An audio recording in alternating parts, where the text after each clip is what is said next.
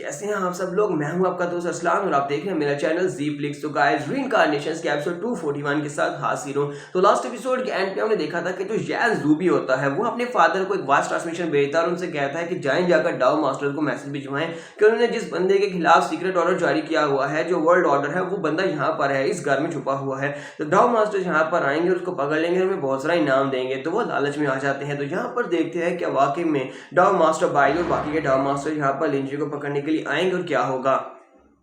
तो गाइस कैसे हैं हम सब लोग। रीइंकार्नेशंस के एपिसोड 241 के साथ हाजिर हो। तो लास्ट एपिसोड के एंड पे हमने देखा था कि यंग मास्टर जैन अंदर की तरफ आता है, दरवाजा तोड़कर अंदर आता है और देखता है वहां पर लिंजुई को। देखकर वो काफी ज्यादा हैरान होता है, जाकर अपने फादर को बताता है और फादर के साथ वहां से चला जाता है। जबकि उसके बाद हमारी जीजी के फादर अंदर आते हैं और अपनी बेटी को बताते हैं कि वो लोग यहाँ से चले गए हैं, लेकिन आपस में कुछ ट्रांसमिशन दे रहे थे, यानी कि आपस में कुछ बात कर रहे थे। एक बार यंग मास्टर जैन को फिर से दिखाते हैं। यंग मास्टर जैन अपने लोगों से कहता है जल्दी से यहाँ पर आ जाओ, इनकी फैमिली को चारों तरफ से घेर दो, चारों तरफ से इनकी फैमिली को घेर कर रखो ताकि कोई भी यहाँ से निकल कर ना जा सके, ताकि एक मक्खी भी यहाँ से बाहर नहीं जानी चाहिए। तो वो उसके लोग जो होते हैं यानी जैन फैमिली के लोग इनको चारों तरफ से घेर लेते हैं। ये कहती है डैड अब यहाँ पर क्या होने वाला है, इस वजह से यहाँ पर ये सब कुछ हो रहा है। तो डैड उसे कहते हैं कि तुम्हें परेशान होने की जरूरत नहीं है, तब तक मैं यहाँ पर जिंदा हूँ, मैं तब तक तुम्हें प्रोटेक्ट करूंगा, तुम मेरी बेटी हो, मैं तुम्हें हमेशा प्रोटेक्ट करता रहूंगा। तो उसी के साथ ही लिंजुई अपनी आंखें खोल लेता है और सोच रहा होता है तो यहाँ पर बिल्कुल भी अंदाजा नहीं था कि मैं यहाँ पर किन जीजी के पास चलाऊंगा। मैंने तो सिर्फ और सिर्फ अपने दिल को फॉलो किया था, लगता है मेरा दिल मुझे यहाँ पर लेकर आ गया है जीजी के पास। तो टियान ने मेरे बारे में जो भी डिडक्शन की थी वो वाकई में ठीक निकली। उसी वजह से मैं जीजी के बारे में काफी ज्यादा परेशान था, जिसकी वजह से मेरा दिल मुझे यहाँ पर ले आया। तुम्हारा लिंजुई जहाँ पर उठकर बैठ जाता है, जैसे ही उठकर बैठता है उसकी बॉडी से जबरदस्त एनर्जी निकलती है। तुम्हारा लिंजुई कहता है कि मैंने यहाँ पर लास्ट 33 डेज को पास कर दिया। उनको पास करने के बाद इसका मतलब यह है कि अब यहाँ पर पूरे के पूरे टियानमो की फेट को ऐड करने का वक्त आ चुका है। चलो देखते हैं कि मैं यहाँ पर टियानमो के लिए क्या कर सकता हूँ। सिस्टर जीजी भी से देखकर काफी ज्यादा हैरान भी होती है और खुश भी होती है और कहती है बिग ब्रदर तो फाइनली तुम उठ ही गए। इसके साथ उनके घर के अंदर से एक बड़ी सी फॉर्मेशन एक्टिवेट होती है। ये देखने के बाद यंग मास्टर जैन कहता है ये कौन सी फॉर्मेशन है, किन फैमिली वालों की स्पेशल फॉर्मेशन है जिसको ट्रैप ड्रैगन फॉर्मेशन कहते हैं। ऐसा नहीं हो सकता, ये लोग फॉर्मेशन को एक्टिवेट नहीं कर सकते, मुझे इस फॉर्मेशन को रोकना होगा। तो वो जल्दी से जंप करते हैं, फॉर्मेशन को रोकने के लिए ऊपर चला जाता है, फॉर्मेशन के ऊपर अटैक करने के लिए जाता है। तो उसी वक्त उस फॉर्मेशन के अंदर से एनर्जी से बनी हुई एक बड़ी सी तलवार बनती है और वो तलवार यंग मास्टर जैन की बॉडी के आर पार हो जाती है, जिससे यंग मास्टर जैन वहीं पर मर जाता है। तो उसका फादर जो होता है वो नीचे खड़ा होता है, वो दूर से चिल्लाकर कहता है मेरे बेटे ज़ूबी क्या तुम ठीक हो। लेकिन ज़ूबी तो मर चुका है। लेकिन उसके जो साथी होते हैं वो कहते हैं पैट्रियार्च आपको क्या लगता है कि ये किस तरह की फॉर्मेशन है, इस फॉर्मेशन की पावर्स इतनी कैसे बढ़ गई हैं, क्योंकि किन फैमिली वालों की जो फॉर्मेशन थी वो इतनी पावरफुल तो नहीं थी। नहीं पता किन फैमिली वालों के पास इतनी पावरफुल फॉर्मेशन है। तुझे मां लिंजुई का काम होता है, मां लिंजुई वहां पर उनकी फॉर्मेशन को पावरफुल बना रहा होता है। जैन फैमिली के लोग कहते हैं पैट्रियार्च अब बताओ कि अब हमें आगे क्या करना है, हम लोग क्या करें, क्या हमें जाकर उस फॉर्मेशन को तोड़ना होगा ताकि हम लोग फॉर्मेशन को तोड़कर अपने यंग मास्टर का बदला ले सके। हमारे यंग मास्टर मर चुके हैं। फादर उसे कहते हैं नहीं हम लोग वहां पर नहीं जा सकते, हमें यहाँ पर इंतजार करना होगा, कोई वहां पर बहुत ही जल्दी आने वाला है और सारी की सारी मेस का वो आकर बदला चुकाएगा। हमारी जैन फैमिली के लिए यहाँ पर एक बहुत ही बड़ी फाट चुनाने वाली है, हमें बहुत ज्यादा फायदा होने वाला है। तो वो सभी लोग कहते हैं क्या यहाँ पर हमें बहुत ज्यादा फायदा होने वाला है, फैमिली के यंग मास्टर वहां पर मर चुके हैं, हमारी फैमिली के यंग मास्टर के मरने के बाद हमें तो उनका बदला लेना चाहिए, लेकिन हम लोग यहाँ पर किसी और का इंतजार कर रहे हैं। लेकिन क्या वाकई में यहाँ पर हमें बहुत बड़ा इनाम मिलने वाला है, क्या हमें यहाँ पर इतनी बड़ी फॉर्चून मिलेगी कि हम लोग यहाँ पर सबसे बड़ी फैमिली बन जाएंगे। पैट्रियार्च वहाँ पर उन सभी लोगों से कह रहे होते हैं तुम सभी लोग यहाँ पर बहुत ही थोड़ा सोच रहे हो, अभी जरा तुम्हें इमेजिन भी नहीं कर सकते यहाँ पर हमें कौन सा इनाम मिलने वाला है। बहुत ही जल्दी जब यहाँ पर डाओ मास्टर्स आएंगे तो वो हमें यहाँ पर इनाम देंगे, क्योंकि हम लोगों ने उनके लिए वांटेड पोस्टर वाले बंदे को पकड़ लिया है। वो अंदर से सोच रहे होते हैं मेरे बेटे ज़ूबी प्लीज मुझे माफ करना, मैं यहाँ पर तुम्हारा बदला नहीं ले सकता, लेकिन तुम्हारे बदले में यहाँ पर मैं बहुत सारा पैसा मिलने वाला है। ये तुम्हारी अपनी बेवकूफी है कि तुम पहले वहाँ पर अटैक करने के लिए चले गए। 3 घंटे के बाद का सीन दिखाते हैं कि 3 घंटे के बाद वहाँ पर उन्हें जबरदस्त लाइट दिखाई देती है, क्योंकि मास्टर एम्परर बाइलू वहाँ पर स्पेशली आए होते हैं। मास्टर बाइलू जब वहाँ पर आते हैं तो उनके साथ उनका फीनिक्स भी होता है। ये सभी लोग ऊपर की तरफ देखते हैं और कहते हैं ये क्या चीज है, क्या ये डाओ मास्टर्स हैं, ये डाओ मास्टर स्पेशली यहाँ पर आए हैं। यहाँ पर तो पूरे 3 डाओ मास्टर्स हैं, ये सारे के सारे तो बहुत ज्यादा पावरफुल हैं। तो डाओ मास्टर इस तरह के होते हैं, इनकी पावर्स तो बहुत ज्यादा है, हमने पहली बार किसी डाओ मास्टर को देखा है। वहाँ पर 3 नहीं बल्कि 4 डाओ मास्टर्स आए होते हैं, जिनमें मास्टर बाइलू होते हैं और इसके साथ साथ मास्टर कियान हुआ, मास्टर यानडुअर्स और डाओ मास्टर जीजू होते हैं। तो ये चारों वहाँ पर आने के बाद एम्परर बाइलू सबसे पहले अपनी पावर्स को रिलीज करते हुए पाम से अटैक करते हैं और कहते हैं लिंजुई कमीने कहेगी ये सब कुछ तुम्हारी वजह से हो रहा है, तुम्हें यहाँ पर रुकना होगा। अपनी पाम को रिलीज करते हुए फॉर्मेशन के ऊपर अटैक करते हैं। हमारा लिंजुई कहता है लगता है कि मेरा पावरफुल दुश्मन आ चुका है, और साथ ही हमारा लिंजुई अपने पास से 9 एम्परर्स के वेपन्स को निकालता है। वो सारे के सारे एम्परर वेपन्स को निकालने के बाद उनकी पावर्स को कंबाइन करने के बाद अटैक को वहाँ पर बड़ी आसानी से ब्लॉक कर लेता है। वो एम्परर बाइलू के अटैक को ब्लॉक कर लेता है। वो कहता है ये लड़का तो यहाँ पर सारे के सारे एम्परर ट्रेजर्स को कंट्रोल कर सकता है। तो मतलब यह कि इसकी पावर्स पहले से काफी ज्यादा बढ़ चुकी हैं। जैन फैमिली के जो मास्टर होते हैं वो मास्टर बाइलू के सामने झुकते हैं, वहाँ पर उसे रिस्पेक्ट दे रहे होते हैं। लेकिन इस कमीने को क्या पता कि मास्टर बाइलू को इस बात से जरा भी फर्क नहीं पड़ता। उसके सामने तुझे कीड़े मकोड़े से ज्यादा कुछ भी नहीं है। अपने पास से अपनी फीनिक्स स्पिरिट से कहता है फीनिक्स स्पिरिट सारी चीज को यहाँ पर जलाकर राख कर दो। एम्परर बाइलू जैसे वहाँ पर फीनिक्स स्पिरिट से कहता है फीनिक्स स्पिरिट वहाँ पर फायरबॉल्स को फेंकना शुरू करती है। वहाँ पर जैन फैमिली के लोग उसे कह रहे होते हैं डाओ मास्टर जी आप क्या कर रहे हैं, हम लोग अभी तक यहाँ पर हम लोग यहाँ से निकले नहीं, हमने आपको यहाँ पर बुलाया था और यहाँ पर हमारे पर अटैक कर रहे हैं। फिर लोग वहाँ से भागना शुरू कर देते हैं। तो फैमिली के जो लोग होते हैं वो लोग कह रहे होते हैं ये क्या, हमें तो यहाँ पर कहा गया था हमें इनाम मिलने वाला, इतना इनाम मिलेगा कि हमारी बाकी की सारी जिंदगी आसानी से गुजरने वाली है, लेकिन ये तो हम यहाँ पर मारने वाले, यानी इन्हें हमारी बिल्कुल परवाह नहीं है। और वहाँ पर उन सभी को आग लगती है और वो सभी लोग जलकर मर जाते हैं। जैन फैमिली के लोग तो यहाँ पर अपनी लालच के हाथों मारे गए, जबकि जीजी और इसके फादर अभी तक अंदर होते हैं। जीजी के फादर कहते हैं अचानक से क्या हुआ, बाहर क्या हो रहा है,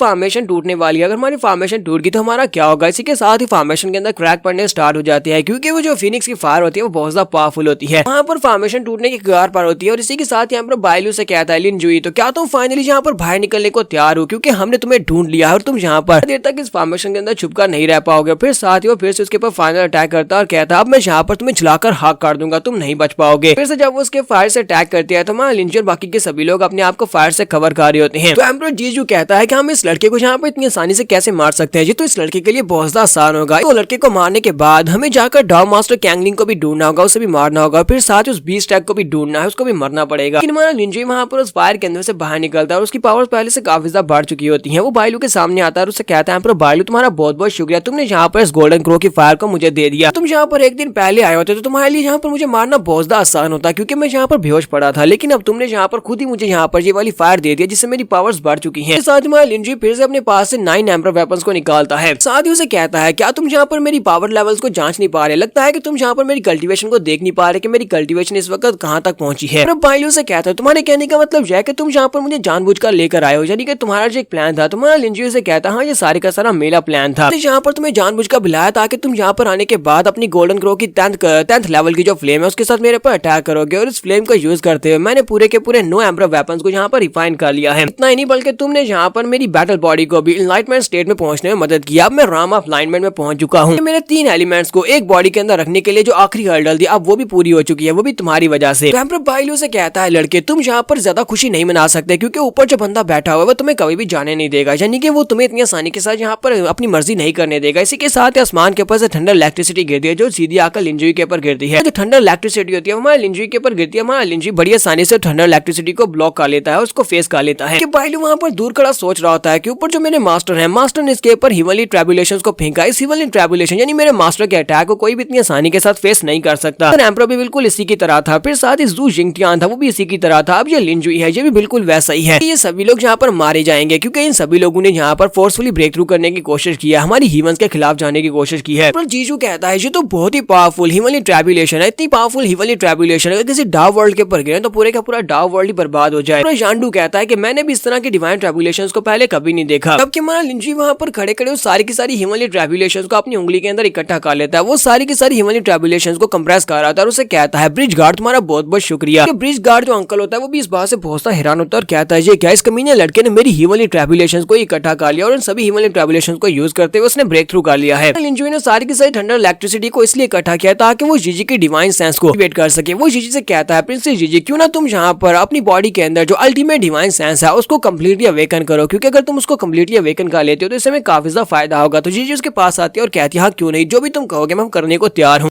तो यहाँ पर हम लोग अपनी एपिसोड 241 का एंड करेंगे और नेक्स्ट एपिसोड में देखेंगे प्रिंसेस जीजी यहाँ पर अपनी अल्टीमेट डिवाइन सेंस को आखिरी लेवल तक यानी पीक तक मास्टर कर पाएगी, अवेकन कर पाएगी या नहीं, और इसके पावर्स के अवेकन होने के बाद क्या होगा, क्या ये बहुत ज्यादा पावरफुल हो जाएगी। एपिसोड की एक्सप्लेनेशन अच्छी लगी तो कमेंट करके जरूर बताइएगा। चैनल को सब्सक्राइब कर दें, वीडियो को लाइक और शेयर कर दें। शुक्रिया।